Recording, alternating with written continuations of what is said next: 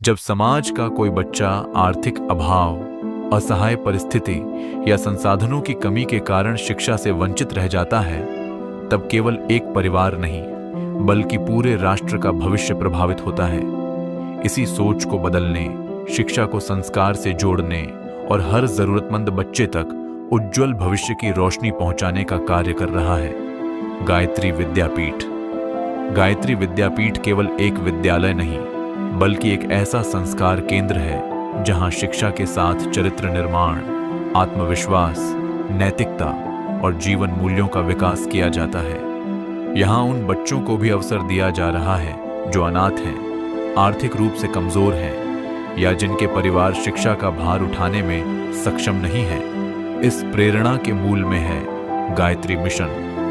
परम पूज्य पंडित श्री राम शर्मा आचार्य जी द्वारा स्थापित अखिल विश्व गायत्री परिवार का उद्देश्य है व्यक्ति निर्माण, परिवार निर्माण और समाज निर्माण। आपका शुभ नाम क्या है? श्री जयराम चौधरी। अच्छा, जयराम चौधरी। प्रणाम जयराम चौधरी जी, कैसे हैं आप? ठीक है। अच्छा, आपने कभी ऐसा सोचा था कि ये विद्यार्थी इस तरह के बोल पाएंगे, पढ़ पाएंगे, इस तरह से इंट्रोडक्शन दे पाएंगे यहाँ के हिसाब से, और अब गायत्री विद्यापीठ में पढ़ रहे हैं उसके हिसाब से कुछ बताइए कि आपने क्या क्या सोचा था कि ऐसा भी कुछ होगा कि हम पढ़ा पाएंगे, नहीं पढ़ा पाएंगे? हाँ, ऐसा मैं सोचा था कि मैं इसको कितना परवरिश चलाएंगे हम। 4 बच्चे को अनाथ हो गया, मेरी बच्ची एक टूर टक्कर हो गई, 4 बच्चे रहे। तो ऐसा नहीं सोचा था कि कौन सा स्कूल में डाले और बच्चे लोग तेज हुए और आगे के और पढ़ सके। तो सरकारी स्कूल में मैं सोचा कि पढ़ाएंगे तो पढ़ नहीं पाएगी, कोई ऐसा सहारा मिल जाए प्राइवेट स्कूल में, मेरे को परफॉर्मेंस मिल जाए कोई भी स्कूल में कि हाफ में ही पढ़ाई हो जाए तो अच्छा है। तो ऐसा हमको गायत्री विद्यापीठ हमको मिल गए, बिल्कुल ही बिना फीस का पढ़ाई मिल गई। अच्छा, संस्कार इसके अंदर क्या है? अपने मम्मी पापा के पैर छू के जाती है विद्यालय? हाँ, जाती है, जाती है। पहले जाती थी? हाँ, डेली जाती है। पहले ना, पहले सरकारी में नहीं जाती थी, अभी जो विद्यापीठ में जा रहे हैं डेली प्रणाम करके पैर छू के डेली जाती है। तो देखिए, विद्यापीठ केवल शिक्षा ही नहीं देता है, विद्यापीठ संस्कार भी देता है। संस्कार सिर्फ शिक्षा तक सीमित नहीं रखता है, तुमको ABCD पढ़ा देगा, 2 बातें बता देगा, पढ़ना सिखा देगा, टेबल चेयर कर देगा, वो सब नहीं रखता है। वहाँ पे संस्कार भी आपको दिए जाते हैं। देखिए, वहाँ पे हर गुरुवार को यज्ञ होता है।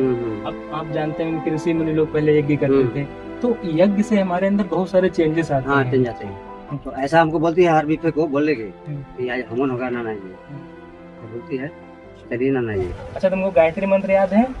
सुनाओ चलो।